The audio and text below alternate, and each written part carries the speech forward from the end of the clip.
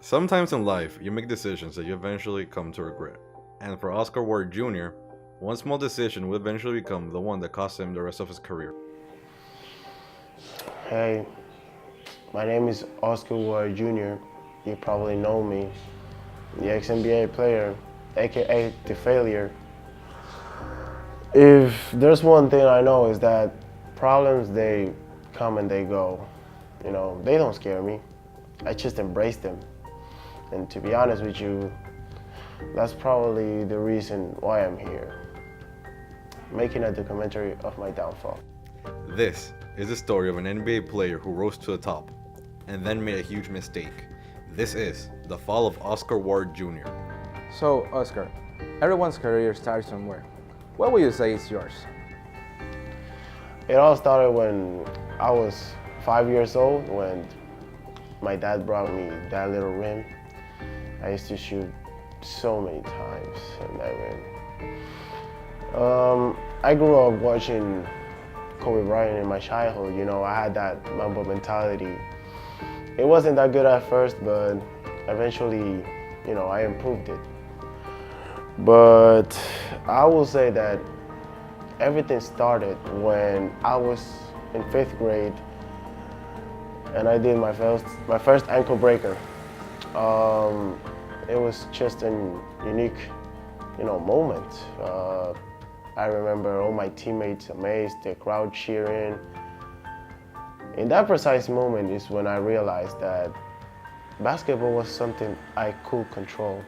Physically, he was a kid, but surprisingly, he was mature for his age. We were poor. He understood the situation, so he took a decision for our future, for his future. He decided to become an NBA player, to become a star. And from that moment, a flame of persistence was born. The boy decided to become an NBA player, no matter how. Escaping from poverty was something that kept you going forward, both through good and bad. But is there anything else you can say that helped you push through? I mean, yes, taking my parents of our situation was my ultimate goal, but I would think it would be disrespectful to not take in consideration the rules of my cousin Rafi and my trainer Luis. Let's put it like this. If poverty was a fire that kept the bonfire alive, I would say that the rules will be the wind that fixes it. Growing up as a player, Oscar Ward Jr. was transferred to Simeon High School in Chicago, where he developed his basketball arsenal and played his first tournament at the high school level.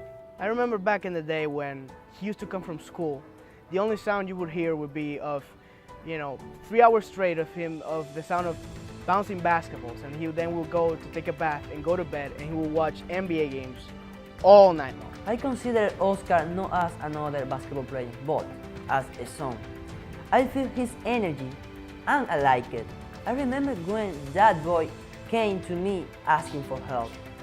My trainer, I owe him a lot, He gave it up just to help me develop my game. He, without a doubt, joined my odyssey, and I'm really thankful for it. He was even there in the bad moment, which is something many cannot say. His first tournament at the high school level was a disaster, but that certainly did not slow down his motivation. He told me that his parents were waiting for him, that he had a mission to change their life. I admired that spirit, so I decided to give him a hug. After his first season, hard training came through. He worked as hard as he could. In just his second season as a sophomore, he got the chance to show his arsenal, averaging 13.3 points per game, 12.6 rebounds, 7.6 assists, and 2.3 blocks, making him one of the top 10 basketball recruits in his state and top prospects in the country. That summer was nothing short of intense. His progress was constantly increasing and his effort was noticeable. There just was this brilliance that I have never seen.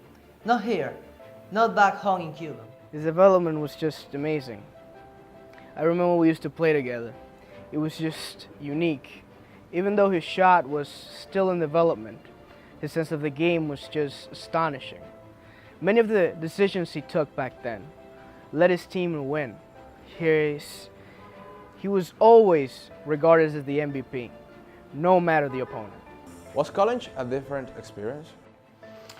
You know, in my opinion, I had a very underrated trait, which was adapting to new changes quickly. I didn't let anything distract me, but I cannot deny the fact that the first days, they were tough for me, but eventually I got used to them, and it was just the same thing as high school. He never faced any competition. He never struggled. He always seems to know what the weaknesses of his peers were. He knew how to be a real nightmare in both ends of the floor. He showed me he was the real deal when he entered the NBA draft. You can really say he really was the cocky type. In college, he showed what he was really made of. He averaged 25.6 points, 12.2 rebounds, and 2.7 blocks per game, making him not just Player of the Year, but also top scholar athlete and even obtaining the title of Defensive Player of the Year. He got into the NCAA Men's Basketball Records book, passing Pete Maravich on most points in the season. So, Oscar, as you said, you declared for the NBA draft. So, which pick you think you were going to be? You know, not to be cocky, I always thought, I always knew that I was going to be the first pick, and well, you know how that went. I was informed that one of Oscar's biggest desires was in complete college, but eventually he declared for the draft in his first year of college.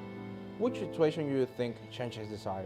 Oscar wanted to get a degree while he was in college, but during his season as a freshman, his mom started to deteriorate health-wise, making him rush to enter the draft as soon as possible. With the first pick of the 2017 NBA Draft, the LA Clippers select Oscar Ward Jr. from the University of Texas. Draft day. Man, so many mixed feelings that day. In the first place, I was really excited because I was going to enter the NBA. It's something I've always dreamed of, you know, shaking Adam Silver's hand. Are you kidding me? Knowing the city I was going to move in, so many things, you know. But at the same time, my mom didn't show up because of her disease. And trust me, it would have been nice if she would have experienced that moment with me, but she didn't. And deep down, I knew I was doing this for her. And eventually, I just started feeling more happiness than sadness. Tune it up, KD. That sounds good right there. Don't mess this up. That's in there. Let's go.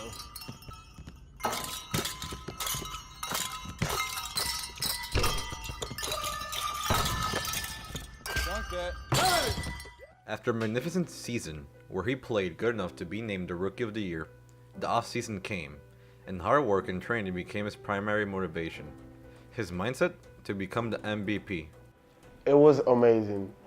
Being named Rookie of the Year was an honor among honors. That award gave me all the motivation to keep working hard during off-season. Next thing you know, the thing I had in mind was being the MVP of the league. At that moment, I felt something more than pride. I felt my son's happiness, convictions, and aspirations. He worked as hard as he could to become an NBA All-Star. Being the Rookie of the Year in that season was a huge accomplishment for Oscar. I was very proud that he continued reaching his goals even through all the hardships. In just his second season, he made an all-star performance throughout the whole season, and his commitment to become the MVP was visible to all. He guided his team, the LA Clippers, to conference finals for the first time, but sadly they would then be eliminated by the Golden State Warriors. He accomplished various milestones after just being Rookie of the Year, making him one of the top 50 players in the league. During that point of my career, I felt that my future was bright, that my peers couldn't stand up to me, and finally, that I could surpass any and all obstacles that would dare to stand in my way. And this season is where all the tragedies happened. This is where the future legacy of a young athlete with a bright future darkens in the blink of an eye. From this moment, the only headline that mattered in the eyes of the public was, "Is this the fall of Oscar Ward Jr.?" I never expected something like that to happen. Disappointed? I mean, yes, but I couldn't really blame Oscar at all for that. Man, when I heard the news about I felt bad, specifically for Oscar, since my aunt was such an inspiration for him. She really kept him balling. We all knew he was going into the slump, but just the way it happened, it really took us by surprise. Today, Oscar Ward's mother, Jalisa Ward, has died due to an unnamed cancer. The depressed NBA player has refused to talk to the media, his teammates, and his organization. We will keep you in touch as developments arise. I just wanted to keep myself out of the world, you know, it's your mother's death, of course. The pain I felt was obviously huge, and I ended up disappearing from everyone for like a week. I'm Michael Jordan. McDonald's restaurants have given me this time to talk to you about something we both really care about, kids. Kids are the reason McDonald's sponsors their Get It Straight program, a national drug awareness effort. Think about this. Many of you using drugs out there now are under 18. Do you realize that at 18, you have lived only 1/4 of your life? When you're using drugs, you're only cheating yourself out of the chance to find out who you really can be. And believe me, if you don't use drugs, you can just about be anything you want to be. Listen, you got at least 3/4 of your life to go. That's 3 more lifetimes to you. So don't blow it. Don't do drugs. If you're doing it, stop it. Get some help. McDonald's wants you to give yourself a chance to find out all the wonderful things you really can be. And so do I. The NBA has announced in a press conference that All-Star player Oscar Ward Jr. has been suspended for 20 games. When he returned to the court, his mental and physical state were clearly different, reason as to why his team decided to perform various exams, concluding that he was consuming drugs, particularly cocaine. Since my little boy was born, I just never thought he would follow the path of drugs. I thought his future was already settled, you know, big mansion with kids and wife, living his life. I already imagined the familiar trip vacations we were going to have. It just brings me down the fact that my son is only recognized because of his downfall or failure. Everything. All of this reminds me of all those joyful moments we used to have. All the Sundays we went to church. He was never a bad kid. He used to be a hard worker. He always was worried about his grades and improving them. Always. It just shocks me the fact that everything can change in an instant. How my dear son changed so quickly and failed to adapt to those changes. I want you to be honest with me. What made you consume drugs?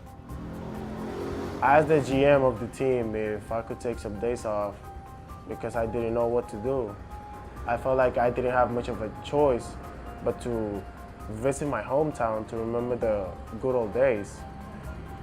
I took my cousin with me so he could support me in case if I had a breakdown or something.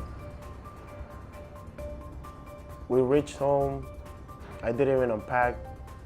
I just went straight to my mother's room and I just lay there with some pictures by my side of her to remember her scent. I stayed like that for 4 days, just crying out loud with some leftovers the house had. My cousin knew I couldn't be like this forever, so he convinced me to go out to the beach and enjoy the sunset so I could, you know, forget all the problems I had in my mind. So I thought it was a good idea, so I accepted the request. As we went by, walking down the street, I met with some old fellas, you know, people who always had my back, not this time though. And they invited us to hang out with them, and we said yes, to remember the high school days. We said yes because we thought nothing wrong was going to happen, but it was clearly the opposite. I tried drugs for the first time, and I thought that was something I wouldn't be able to do, but life can surprise you at the most unexpected moments. Since that day, I was never the same. I used to miss practices, didn't even communicate with my colleagues. The only thing I did was search for drugs and inhale them, because that was the only thing that could keep me distracted. I really felt like I should have taken the blame for what happened, since I was supposed to cheer him up, I guess, but instead I was just guiding him into his path of downfall. I never realized what I was doing was wrong, but when I finally did, I felt like breaking down in tears. I never really followed the rules either, since in my head I thought that if I take him out and have fun, everything would come back to being normal. But instead it just got even worse. I just wanted to say to him that I'm sorry, Oscar, and that I wish I shouldn't have taken the life you could have had. I'm sorry. Throughout all my life, I have heard of all the problems drug consumption has caused. And with this interview, I have learned something important, and it's that you and your cousin felt regret of your actions. That bad actions misguide the path of your life. That those consequences can affect harshly your surroundings. And that all the effort you put in from so many years of hard work can be demolished in a few minutes. So, let me ask you. Since the day you both felt that what you made was wrong, what has changed from back then to now? I want you to describe who you are right now after all that quandary you had. It is safe to say that I'm a new person now. It wasn't easy at all at first due to all the drug therapies I took. They never worked for me. It just always seemed that no matter how, drugs were always calling for me, and I always answered. Until one precise day, I suffered a concussion and I was pronounced dead on my way to the hospital. Luckily, my doctors never gave up on me, and I literally came back from death. Shocking, right? I just felt this was all in God's plan. And at the same time, I took a decision for myself, and it was to change my way of being for good. You may think this was easy, but let me tell you, it was not easy. I just simply can't deny the fact that I always desired for drugs, but I kept my cool because I knew that if I took just a little part of it, everything will start over. Everything will crumble. It was so bad that I even cried from anger because it was something I had so close yet so far. But thank God, every step I took was to improve my personal, and eventually I did it, and the results were astonishing. I met with my dad to tell him the good news, and I realized that I didn't want other young athletes to make the same mistake I did. So just like that, I became a worldwide counselor and started to give talks to other young athletes and tell them my story. And at the same time, tell them that problems will always be there. They just need to learn how to avoid them. Also, if they fall, they need to stand up no matter how many times, because hard work will always pay off. I just feel that the worst mistake I've ever made in my whole entire life was to never stand up and let problems lead my path. Drugs are something that we tend to joke about, but we shouldn't.